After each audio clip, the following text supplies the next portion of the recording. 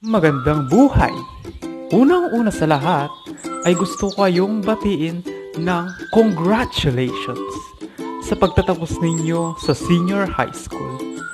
Narito ang isang maikling palabas patungkol sa ating naging buhay ngayong pandemic.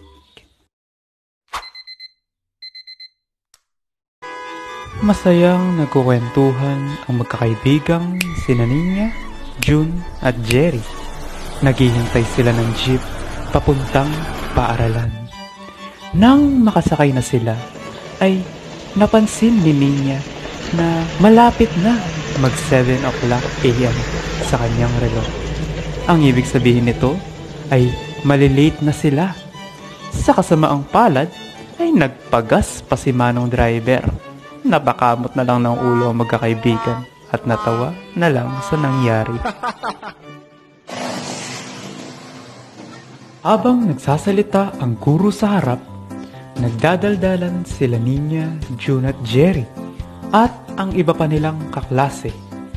Masayang nag-uusap ang mga ito nang biglang may dumating na hindi inaasahang balita. Nagsuspend si mayor ng klase dahil sa pandemic. Inanunsyo ito ng kanilang guro. Nagsigawan ang buong klase sa tuwa. Ngunit hindi nila inaasahan na magtatagal ito.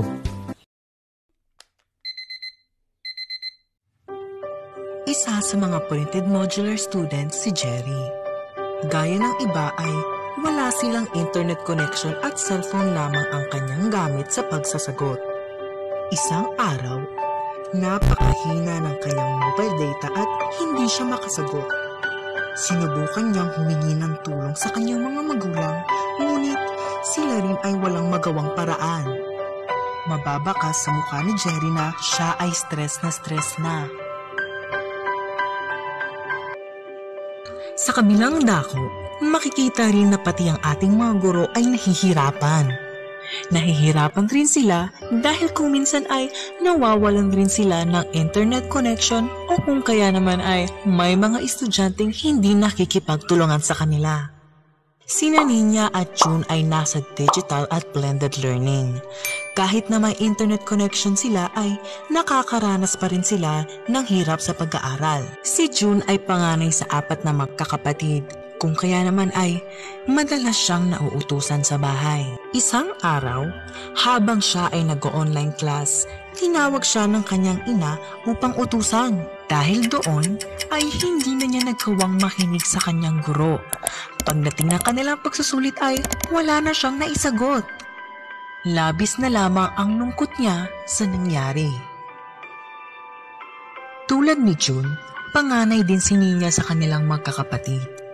Siya ang inaasahan ng kanyang ama magmula nang iniwan sila ng kanyang ina. Sa magkakaibigang June, Jerry at Nina, si Nina ang pinakatutok sa pag-aaral sa kagustuhang maiahon sa hirap ang kanyang pamilya.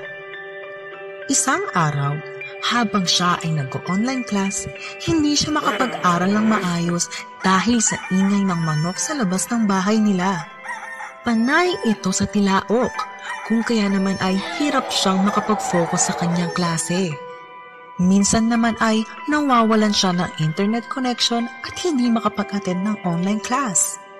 Dahil sa mga pangyayaring ito ay nagdamdam si Nina.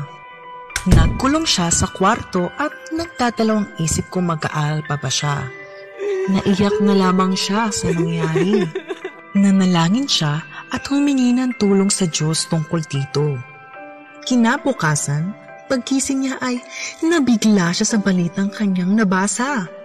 Labis ang tuwa niya nang mabasa niyang kasama siya sa listahan ng may mga medalya para sa graduation. At doon ay napawi ang kanyang lungkot at pag-aalinlangan. Dumating na ang pinakahihintay ng lahat, lalo na ang mga estudyante na mag-graduate. Masayang masaya ang magkakaibigang sila June, Jerry at lalo na si Nina dahil makakakuha siya ng medalya. Habang pinapanood ang kanilang virtual graduation, ay naalala niya ang hirap na kanyang dinanas bago graduate. Naiyak si Nina sa tuwa habang inaalala niya yon. Hindi siya makapaniwala na makakapagtapos siya sa kabila ng pandemya. Ganoon din ang naging reaksyon ni June at Jerry. Wala man silang nakuhang medalya, ay masaya pa din sila dahil nakapagtapos sila. Labis ang pagpapasalamat nila sa Diyos dahil dito. Kanila ding pinasalamatan ang mga gurong walang sawang sumuporta at gumabay sa mga mag-aaral upang maipagpatuloy ang edukasyon kahit na tayo pa ay nasa kalagitnaan ng pandemya. Patunay lamang na makakayanan natin ang anumang pagsubok basta mananalig at magtitiwala tayo.